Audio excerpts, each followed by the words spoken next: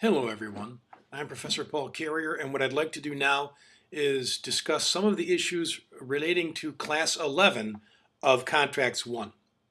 Remember last time we finished the second class on damages. The first class, which was Class 9, dealt with common law damages. And as you recall, we had restitution, reliance, and expectation damages. Expectation damages broken down into the general ones, those that naturally flow, and the special ones, those that don't necessarily or naturally flow from a breach. And related to those last ones is the material for Class 10, which was the special requirements of the right to receive damages, which is particularly important regarding the special ones that do not naturally follow from a breach. And as you recall from last week, we had three major requirements.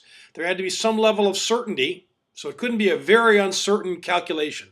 If it's a very uncertain calculation, that kind of award cannot probably be made, it can't be proved. And then a court could look to perhaps give reliance damages or restitution damages, or possibly even, if there's no other good option but there's clearly damage, the right to specific performance, which is something we cover, in fact, next week in week 12.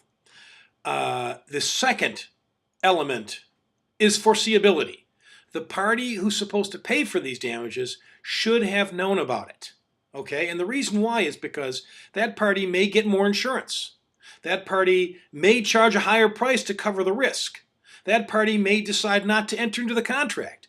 If both parties know exactly the risk, both can make the best business judgment and no one gets hoodwinked, no one gets cheated. And so if a party has no idea that certain damages might be possible for its breach, perhaps it shouldn't be responsible for those, okay? And it's not good business overall to have people hide what they might lose and only spring it on a party after the contract has been signed, okay? The third element with regard to damages that are harder to receive because they're somewhat harder to prove. You have the certainty, foreseeability, and don't forget the Florida-specific language, the avoidability.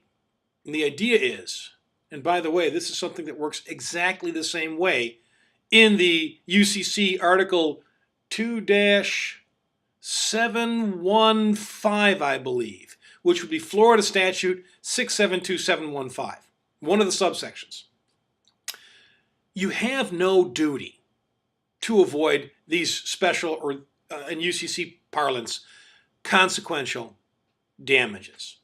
However, if you could have avoided them acting reasonably and you did not deserve the consequential damages that you could have prevented had you taken those reasonable steps. So the idea is, again, some jurisdictions like to call it the duty to mitigate. Well, it's the duty to try to avoid, it's the acting in good faith to try to avoid readily avoidable damages, and your failure to act that way disqualifies you from receiving them because you could have fixed the problem had you acted reasonably.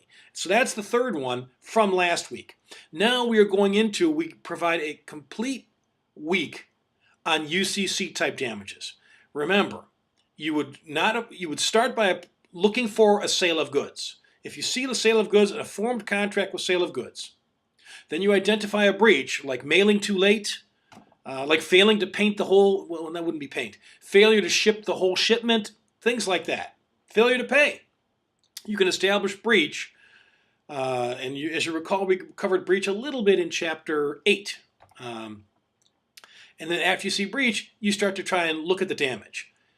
The UCC and the state adoption of the same starts with the damages that the seller gets if the buyer breaches. And there are a bunch of things that can happen. For example, a seller knowing that there's a breach, if he or she still has the goods, can suspend the shipment, right? Or suspend any future deliveries until it's cleared up. So there are a group of things. There is a list of things that a seller with a breaching buyer can do, okay? But there are two or basically three main things, and let me be clear, or let me be honest. with a code, with all these subsections and all these exceptions and different rules in other areas of the code, you can get very, very easily lost with UCC damages. That your understanding can spin out of control if you ask too many questions. So I strongly recommend a very, very sharp focus on what are the most likely things. Seller. Later we'll cover, next week when we cover equitable remedies, we'll cover an action for the price, which is specific performance. Just pay the price. That's next week. What if you're not going to get the price? What would a seller want to do? Well, the first thing is he could resell. You don't buy mine, you're breaching, I'll just sell to your competitor down the street. Perfect solution. And if the new buyer doesn't pay as much as you would have paid, I get that differential. If I was going to sell them to you for $10,000 and the person down the street bought it for $9,000, you would have to pay me, if you breached, $1,000. Together with incidentals, what if I had an extra shipping cost to send it a little further? What if you were going to pick it up from my warehouse, but the other party would not? They'll pay me $9,000 and I have to deliver. See, that's a simple example, but I would be entitled to $1,000 in what I'm losing on the contract between you and me, and I'd also get the shipping costs because that was caused by your breach. By the way, in UCC parlance, the costs to fix a problem after a breach are the incidental kinds. Okay, so we just talked about compensatory expectation general damages, the loss of my bargain with you, plus incidentals. And that is one of the seller's primary goals. Next, if you do not resell, you decide to keep it, you can actually take a price differential. When you have the time and place of the breach, or when you learn of breach, I learn you breached, this is when I can either sell to somebody else or choose to just keep them in my warehouse. Okay? That's the moment that's operative. And I want you to be able to intuit that rather than just memorize it. When would a seller be able to take action to lower damages to protect him, her, or itself? At the time of learning of the breach. So I could either resell or I could decide not to resell at the time I learned of the breach. So if I don't resell, I can take the market price at the time and place of breach, right? Really, if it's higher. If it's lower, I have no damage, okay? But if it's higher, then I can say there's the market price minus the contract price. No, in fact, it's the opposite, isn't it? If the market price is higher, maybe I get nothing. If the market price is lower, if I did resell, I would get less. So I could opt for the market price, our contract price differential, again plus incidentals. There probably would not be any, but it is possible. And that's in, the first one I talked about was in 2-706 of Article 2 UCC, and the state adoption of same. The second one is in the 708s, 2708 sub 1. There's also 2708 sub 2. We call it lost profit or high volume seller. And the idea behind that is, what if you have 10,000 items and somebody doesn't buy one from you? Well, you can certainly wait and sell that to the next guy, right? But if the first party breached the contract, you have lost the profit on one sale. If I am selling a guitar and I resell to somebody else, I get my money back for that guitar and I'm not out anything. If I have 100 guitars, you don't buy yours, and I sell the one that you would have bought to somebody else, you would argue, well, you got your money for that guitar anyway. And I'd say, but I just missed another sale. If you bought a guitar and then he bought the next one I had in my inventory, I would have had two sets of profits. So that you took from me. Those naturally flow from breach. Okay, so technically, those would be, in common law terms, expectation damages general, because they would naturally flow. And those are the three primary concerns or deals or ways of thinking about it for a non-breaching seller. If there's a third-party contract that the seller would lose based on the buyer's failure, no recovery. The code is clear that sellers who should be in a position to protect themselves in advance from this very problem, they know a buyer may breach, so they can take care of it ahead of time. Insurance, higher prices, whatever.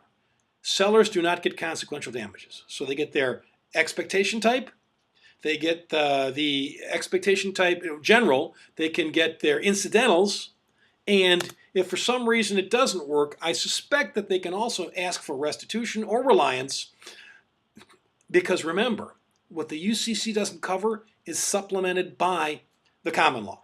Okay, but usually you never see that. The UCC formulation of damages is almost always complete. I can't recall ever seeing reliance or restitution damages given. Okay. All right. Well, let's talk about remedies for a non-breaching buyer. First thing is, if the buyer doesn't get the goods, buyer can buy from somebody else. We call that cover. And if a buyer covers at a higher price, the buyer should get that price differential, together with incidental damages, like extra shipping, and consequentials. So if the buyer made some further losses due to the seller's breach, the buyer is able to pass that one on. Sellers don't get consequentials, buyers do, under the terms of Article 2 of the Uniform Commercial Code and the state adoptions of the same, including Florida's. And by the way, whereas the seller damages run from between something like 2-703 to 2-7, I believe it's 709. The non-breaching buyer right to damages is covered after that in the 2711, 2712, 2713 area. Okay? What if the buyer doesn't want to cover? The buyer doesn't want to do anything. Well, the buyer can take a look at the contract price where the seller breached and look at the market price at the time and place, right, at the time of breach. Okay, when the buyer knows that the seller will not perform. And remember, kind of like when the seller knew the buyer wouldn't perform, when the buyer knows he or she doesn't get the goods, that's the point where he or she can take steps to fix it. I can cover, I can decide not to cover, I can do something else. That's when the market price versus the real contract price differential is gauged. So again, you can intuit this. It's when the party can take steps to protect itself and to lower damages, is when you take that market price differential. Okay? Of course, that market price differential plus incidentals plus consequentials, if there are any.